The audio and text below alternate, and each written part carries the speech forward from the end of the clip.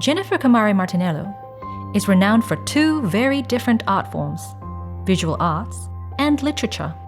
She's acclaimed for having reinvented weaving by creating hot blown glass objects that look like traditional Aboriginal woven objects. At the other end of the art spectrum, Jenny is a poet and writer whose award-winning works have been published nationally and internationally and studied by literature students.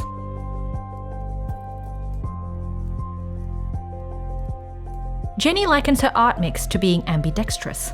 The right hand is equally good as the left hand at doing things.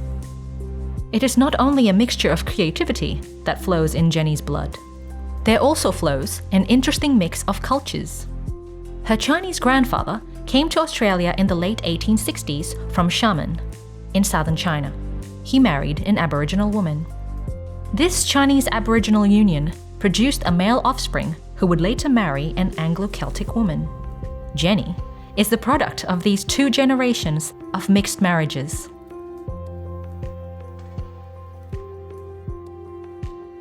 Both of Jenny's art forms reflect her close affinity with her First Nations heritage. As to her Chinese heritage, she believes that the Chinese entrepreneurial spirit is what drives her to constantly look for new ideas and opportunities. It is what makes her strive to take an idea into its completion, no matter what obstacles come her way.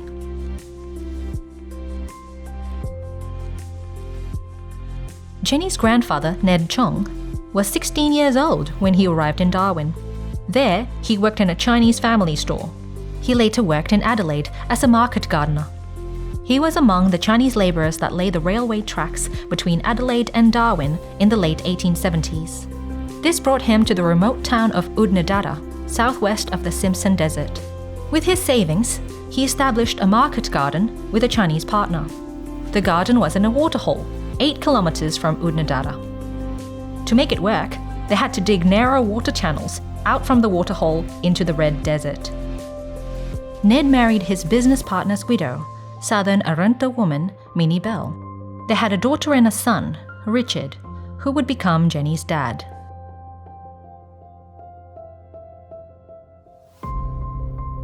Jenny's dad went to Adelaide in the late 1930s to look for a job. He found it tough because of his Chinese name and dark skin, so he changed his surname to Longmore. He later got a job at a department store. There he met Betty Walbridge, the daughter of English immigrants. They fell in love and got married.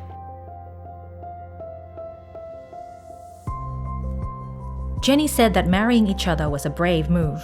Mixed marriages were frowned upon in those days. But her mum's English family believed that everyone was equal, whatever their race or religion. Jenny says that her grandfathers on both sides immediately got on well. They had a common ground. They both had gardens that fed their communities. Her grandmothers exchanged paper dress patterns. They both sewed for their families.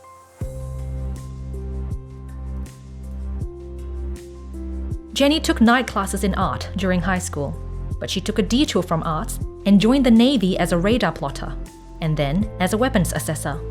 She then married an Italian migrant in Canberra and had 4 children. She went to the Canberra School of Art to study sculpture, but all through her studies, she was prolific with her sculpting and drawing. Her works are on exhibit in major galleries such as the National Gallery of Australia and the British Museum. Jenny has received numerous honours and awards, including an Australian Design Award and the Canberra Critics Awards for both literature and visual arts.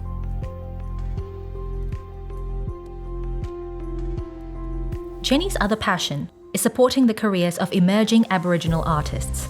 She and fellow artist Lindy Delian founded the Indigenous Textiles and Glass Artists Group, or ITAG, to help emerging Aboriginal artists achieve their full potential. They also help the artists exhibit and market their works.